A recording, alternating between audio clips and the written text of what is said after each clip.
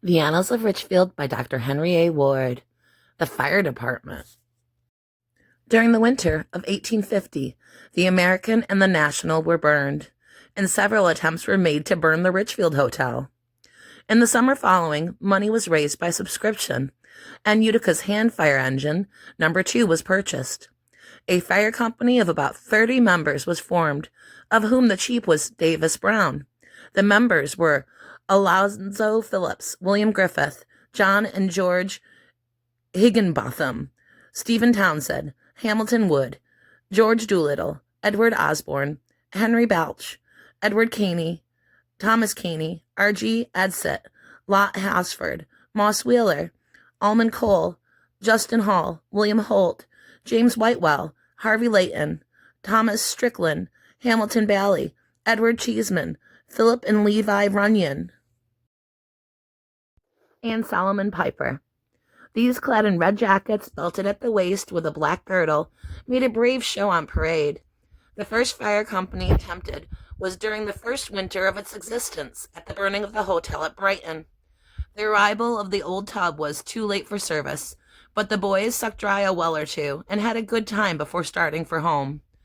The machine was kept at a different place for a number of years, and finally stood for a long time on the west side of Center Street near James. Here the village youngsters played firemen with it for a number of summers. At last, Colonel Capel dismantled it and sewed the brass and copper fittings. The long copper nozzle is in possession of the Canandaigua Hose Company, by which it is highly prized. It is much to be regretted that the old machine was not preserved. On August 27, 1879, Richfield Hose Company No. 1 was organized, and the following officers were elected: President H.A. Ward, Vice President J.E. Ackerman, Recording Secretary R.J. Lynch, Financial Secretary W.P. Borland, Foreman Henry Greenman, Assistant Foreman F.B. Keller, Treasurer W.A. Smith. Other members were C.B. Wilder, C.M. Goodale, Mr. Young, C.C. Ransom, O.A. Chamberlain, E.B. Weatherby, C.E. Goodale, C.E. Cromley, Hugh Freeman, C.J. Hinds, W.D. Locke, W.G. Buchanan, Emery Lockwood, W.D. Sloan, G.C. Whipple, F.E. Keller, William McCready, F.H. Keller, J. Leary, A.D. Getman, Wick McCready.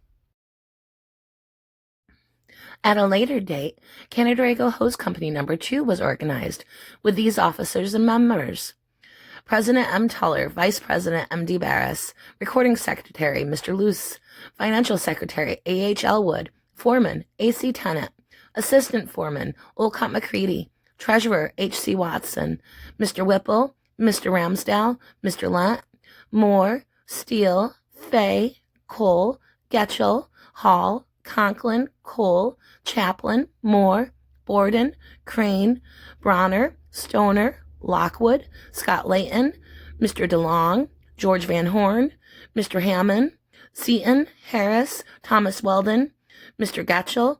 Both of these hose companies were accepted by the Board of Trustees November 17, 1879.